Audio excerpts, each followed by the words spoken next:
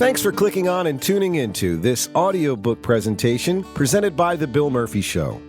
What follows is the first in a series of the chapters in podcast or podcast form, reading the words of the 2015 book written by my dad, Bill Murphy Sr., entitled 3 Up on 17, a collection of chip shots and cheap shots. With Father's Day fast approaching, we thought it would be appropriate to share with you these chapters to give you an idea of how light, humorous, and touching this story can be. Suitable for golf enthusiasts and novices alike, this book shares some very humorous stories from on the golf course and off the golf course, and can be appreciated by those well-versed in the sport and not so well-versed in the sport, and is especially appealing to anyone who had even a moment's experience with my dad's wonderful dry sense of humor. Available now at Amazon.com and other book outlets. We think you'll agree after hearing just some of this, you'll want to share 3 Up on 17 with your father this coming Father's Day. Thanks again for tuning in, and we begin now with Chapter 1, Rules. 3 Up on 17 by Bill Murphy.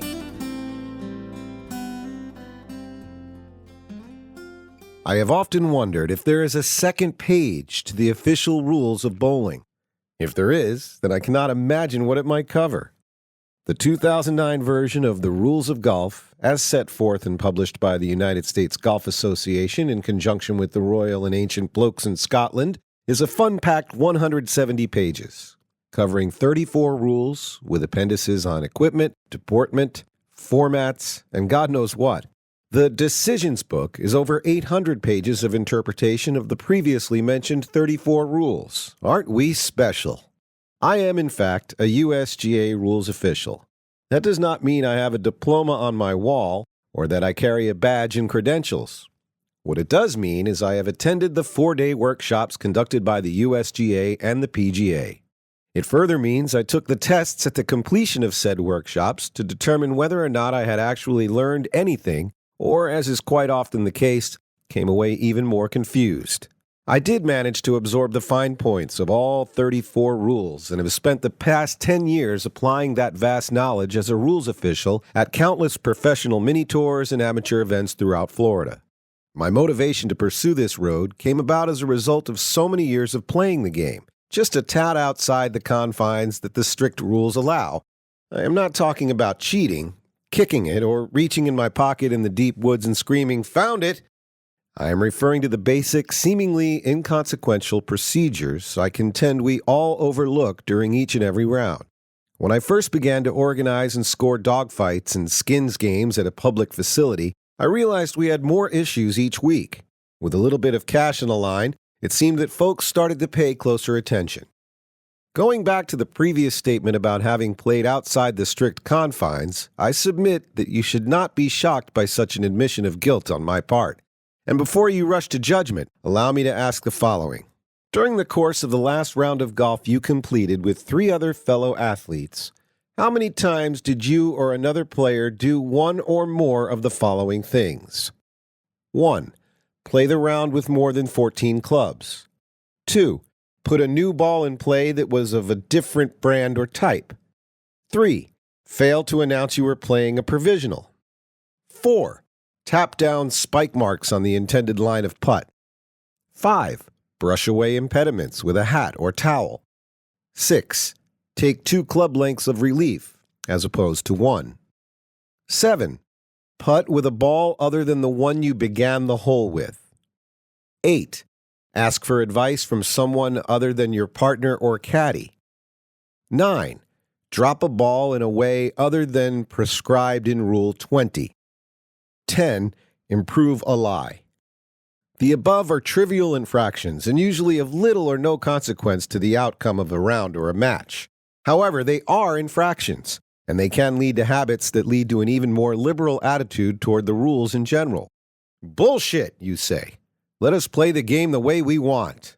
Hold on, this is not a sermon. The only difference between me and some drunk at the end of the bar is I can't be interrupted. If you intend to spend your time on the course as a chance to bond with nature, then do so. Kick the ball, throw it, write a letter to the USGA and tell them where to stick their pretty little book. If, on the other hand, you intend to compete and improve, then I suggest the following course of action. If you have a regular group and you feel you fall into this outside the confines category, try taking your next outing and treating it as an experiment. Play it strictly by the book, and don't forget to include holing every putt. I've got a lithograph likeness of Ben Franklin that says you will never go back to the old way. Do not, however, let it slow down your pace of play. Christ, don't slow down. Pick it up if it gets ugly. In match play, you just lose the hole, so lose it quickly and get to the next tee. Golf house. The headquarters for the USGA is located in Far Hills, New Jersey, which is about a 40-minute drive west of New York City. The stark change of scenery as you exit I-80 and approach the facility is a dramatic change from the concrete jungle of Manhattan. It is a sprawling, rural community with two-lane country roads winding past farms and multi-acre estates. As you make your way up the quarter-mile driveway to the main building, you would no doubt be distracted by at least a few dozen deer taking advantage of the foliage that abounds the campus. On my initial visit, I was struck with a feeling of awe I almost resented. This is not a holy shrine, I thought, so why has this feeling of overwhelming reverence come over me? I had chosen this site for my first workshop on the rules and was arriving on a Sunday afternoon for a 4-day session. As I entered the front door, I resisted a sudden and somewhat instinctive urge to genuflect before the large oil paintings of Bobby Jones and Walter Hagen. Get a hold of yourself, I thought. The workshops are conducted at many sites throughout the country, and for a minute I wished I had chosen one that would have prevented the feeling of inferiority. I needed a slap. Thank God I was wearing the navy blazer and the red striped tie against the buttoned-down blue Oxford dress shirt. Thank God. I looked exactly like the other 60 folks surrounding the registration desk. For a second, I thought I was back in Catholic school. The workshop was more than informative and conducted in an extremely professional and orderly fashion. There were a number of instructors, each of which had credentials up the wazoo. The classroom facility itself would rival the War College at the Pentagon, considering the visual arts aids and laser pointers. The final exam was far more difficult than I expected, albeit laced with hypothetical situations that, in reality, had no chance of happening in the real world. The nuts and bolts of golf rules had been absorbed, and I certainly left with a feeling of confidence I could deal with any future rules situation as it might occur. I had chosen Golf House as my workshop site due to both the proximity of my younger son's home in West Orange and the location of the assisted living home on the Jersey Shore where my 96-year-old mother was residing at the time. My visit with her at the completion of the course would prove to put the aforementioned reverence for the USGA and their red brick antebellum headquarters into proper perspective. 4 days, 34 rules, and a 4-hour test later, I headed to the shore. Except for a small degree of dementia, Mom was fairly sharp and was her usual feisty self. When I explained that my reason for being in the area had to do with the school, she looked a bit confused. "Good Lord, you haven't finished school yet?" I was 60 years old. I reassured her about the school thing and went on to explain the 4-day rules workshop. 4 days to learn the rules of golf? She remarked with disbelief. Why, that's the most ridiculous thing I've ever heard. You hit, go find it, and hit it again. What a waste of time. As I left her that afternoon, I wished I could return to Far Hills and somehow engrave her words in stone above that hollowed entrance. Spike marks. I would be remiss in not covering this subject right here and now. The rule that covers spike marks on the green is clearly void of the term spike marks. Rule 16-1 explains what you may do on the green and does not say you may tap down spike marks. Therefore, you may not. Probably no rule has been more abused and therefore more discussed than this one. And the general consensus among casual, non-competitive players is that it is a bullshit rule and not within the spirit of the game. In truth, there are PGA Tour players who are not fully on board with the rule. The very few accusatory incidents that have occurred have all had to do with this subject. Was it a ball mark or a spike mark, and who is to say after the fact? I had occasion back in the mid-1990s to play the first of many rounds with Eric Schwartz, who was then, and still is, the tour caddy for Corey Pavin. The stakes were long-neck Miller Lights, which are deeply cherished by Big E, as well as my own damn self. Through some stroke of luck, I was faced with a 20-foot birdie putt on the first hole and was giving it the tour look, complete with stroll and plumb bob. After one last obnoxious walk to the hole, I made my way back to the ball and tapped down 2 spike marks along the way. The lad went postal. "What the fuck was that?" His hands were in the air.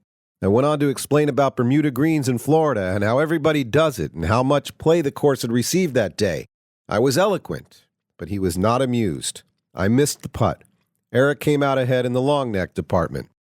Eric is a close friend of my oldest son, and the very reason for Eric's visit at the time was that Corey Pavin, as well as other tour players, was skipping the Florida swing, as it's called, due in part to the condition of Florida greens in the winter. I stopped fixing spike marks until my next $10 Nassau, and I watched my opponents walk across the green like blind men with red and white striped canes. Do not look for this rule to change in your lifetime. I offer you this precedent. Imagine the condition of the putting surface for a 15-foot putt that faced the shepherds in Scotland when they started this whole thing 500 years ago. Spike marks? You think? The beginnings. After careful research, the golf historians have agreed not to agree on where or by whom this glorious game came about. Along with the Scots, there are claims from the Dutch, the French, and even the Italians, all having what they refer to as bona fide proof of the origin. Where they do agree to agree is that the foothold lies with the Scots somewhere in the mid-15th century. I am not alone in my belief of the popular theory that it started with the shepherds beating a ball of dried sheep dung from brae to brae with their crooks. That just seems perfectly sensible to me, not to mention romantic. What we do know for historical fact is that word of the game spread enough for both King James III in 1470 and King James IV in 1491 to ban the game via 2 separate edicts. It seems that the knights, in their brave and fearless armies, were too busy playing golf, soon to be known as golf, and neglecting to keep a watchful eye on the border to the south so as to prevent an invasion by the bloody British. 2 important facts to note here are that Jimmy No. 4 eventually turned into the first golf junkie and that the Scottish and British thrones merged, presumably because the Ryder Cup was going to be played there in the 20th century, and they did not want to fuck that whole deal up, with all its TV revenue and exposure. But I digress. It appears that, for a couple of hundred years, the game was self-policed. During that period, the rules were set up and agreed to prior to the match, with any such rules being in equity. Interestingly enough, the term inequity is now the sole subject of Rule 1-4 in our current rulebook. It was not until 1744, however, that a formal set of rules was adopted by a group who called themselves the Honorable Company of Edinburgh Golfers, soon to be known as the St. Andrew's Society, who would refine the rules to include stroke play. Subsequently, this group of gentlemen would evolve into what we now know as the Royal and Ancient. If you already know why there are 18 holes in a golf course, or for that matter don't care, then you may want to skip this paragraph. For those of you that hung in there, well, you might be disappointed to learn that the real reason has nothing to do with the amount of time needed to consume a bottle of scotch. Quite simply, the original links at St. Andrews consisted of 11 holes out and 11 holes in, for a total of 22. At some point, it was determined that 2 holes on each side were just too damn short, and it was decided to merge them with other holes. They were then satisfied that 18 would be the standard for all courses. Of significance here was that, as the ruling body, the R&A issued a formal notice to all member clubs that they needed to adjust their courses to meet the standard of 18. At that point, there were clubs with as few as 6 and as many as 20 holes. I mentioned the possible disappointment of some of you in learning that the bottle of scotch played no part in golf course design. No one could have been more disappointed than a good friend and golf companion of mine. A day or 2 after my research into the matter, I ran into him at a local adult beverage establishment. As I sat down, he began a rather derogatory diatribe on the size of then-Senator Hillary Clinton's lower torso. Geez, I thought, I definitely don't want to go down that road, at least not yet. I stopped him mid-curse and mentioned the 18-hole thing. His eyes widened, and the senator's anatomy left the agenda board. "It's the Scotch thing, isn't it?" He was livid. As gently as possible, I explained how it was not in fact the Scotch thing. I somehow had escaped the task of telling my children about Santa Claus, but right then I knew what it would have been like. He was quiet and deeply saddened, and at that point I wished I had stayed with the whole HRC thing. He had been so happy with that. I opted for an early exit, and as I stood to leave, he suddenly came out of his funk. "Wait a second," he said with his finger raised. "I'll bet you this. I'll bet you that the hole in the green is exactly the size of a bottle of scotch. I'll bet you. Yeah, you go look that up in your damn history book." "I think you might be right," I said. He needed a hug. "Well, guess what, boys and girls? Go try it. Grab a quart bottle of scotch and a sharp box cutter. Put the bottle on the living room carpet and cut around the circumference. What you will get is a perfect circle suspiciously close to 4 1/4 inches. Not to mention a great target for practice putting and possible eviction notice. No further research necessary." In the early 1890s, there arose a need for a governing body for the game of golf in America. The sport was spiking in popularity. If not with the common folk, then certainly with those of means. The USGA was formed to oversee the first playing of both the U.S. Open and the U.S. Amateur in Newport in 1894. That body remains today as the Oval Office of Golf for the United States and works in concert with the R&A on all matters regarding the rules. They meet every 2 years to discuss changes, and we should all take pride in our game that they are reluctant to make changes. The formal set of 13 rules that were written in 1744 remains intact at this writing, with only minor changes, mostly in the area of language. Not only as a rules official, but also as a player, I am elated when reading the original rule and comparing it to the same rule as it is written today. Allow me to share 2 examples with you. Rule 5 of the original 13 from 1744 reads, "If your ball comes among water or any watery filth, you are at the liberty to take out your ball and bringing it behind the hazard and teeing it, you may play it with any club and allow your adversary a stroke for so getting out your ball." With the exception of the teeing thing, this is Rule 26. As for the allowance of the stroke to the adversary, there was no stroke play at the time, and the stroke applied to the status of the hole in match play.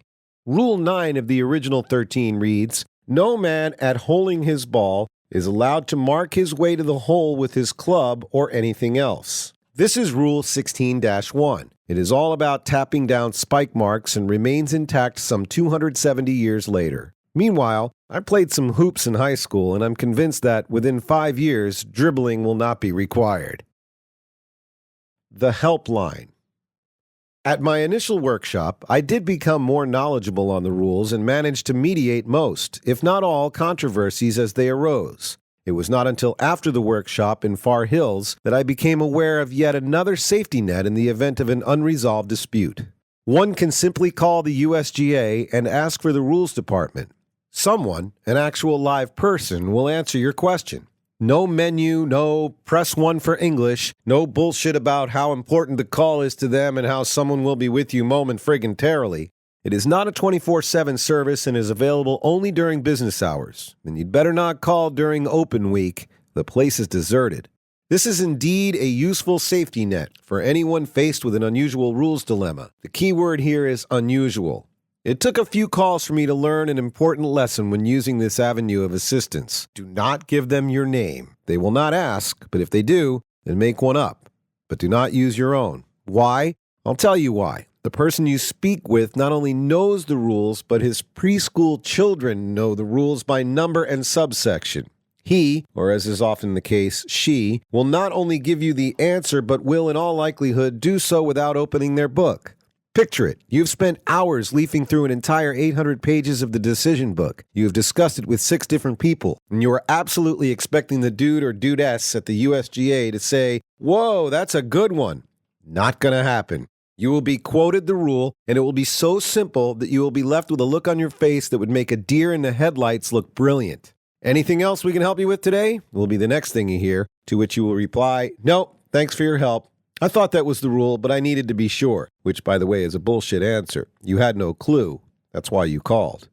Don't misunderstand me here. Those folks are terrific, and I thank them for not only being there, but for their courtesy and patience.